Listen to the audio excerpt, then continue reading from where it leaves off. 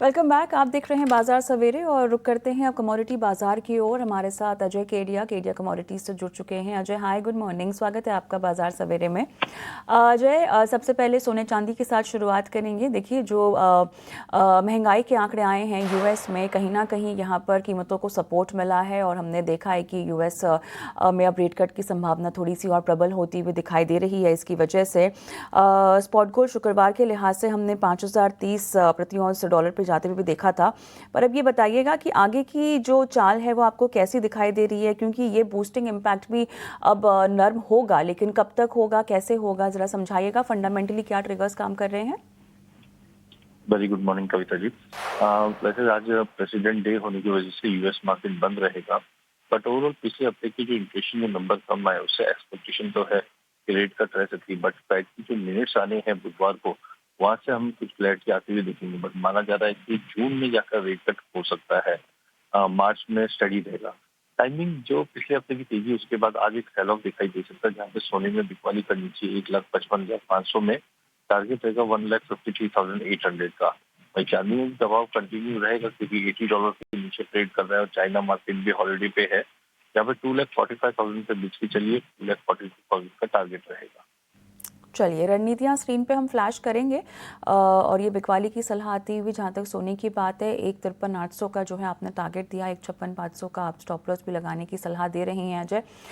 लेकिन अब यहाँ पर थोड़ा सा कच्चे तेल पर भी बात करना चाहते हैं, क्योंकि ओपेक प्लस सप्लाई को लेकर और यूएस का इन्फ्लेशन का जो डेटा है, क्या ऑयल प्राइसेस यहाँ पर थोड़े से स्टेबल होते हुए अब दिखाई दे रहे हैं फाइनली?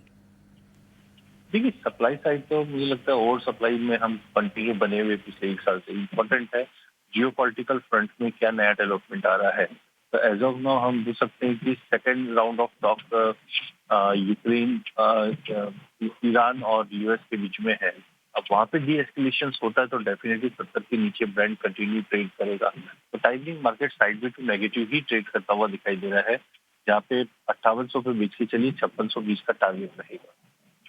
बिकवाली की सलाह कच्चे तेल में आती हुई 5920 का स्टॉप लॉस, 5620 का आपने टारगेट रेकमेंड किया है अजय। बेस मेटल में भी क्या हम दबाव बढ़ता हुआ देखेंगे?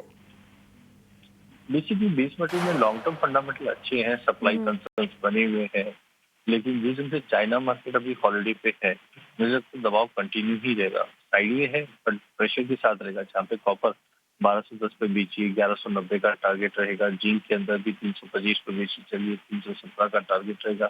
एल्यूमिनियम भी 310 पे बेचिए 305 का टारगेट रहेगा। बट ये वेरी शॉर्ट पीरियड के लिए कोई चाइना का पार्टिसिपेशन नहीं है तो कोई ना कोई दबाव देखेंगे। साथ में डॉलर इंडेक्स में जो रिकवरी है वो टाइमिंग बेस मेटल पे दबाव रखेगी।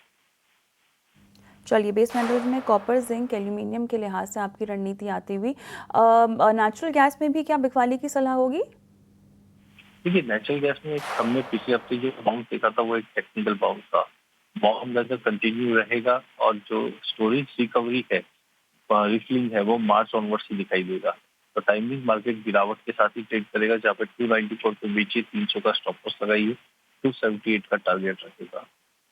चलिए, तो यहाँ पर कमोबेश सभी कमोडिटीज़ में जो है एक बिकवाली की सलाह आपकी तरफ से आती हुई। शुक्रिया अजय आज हमारे साथ जुड़ने के लिए। Have a nice day.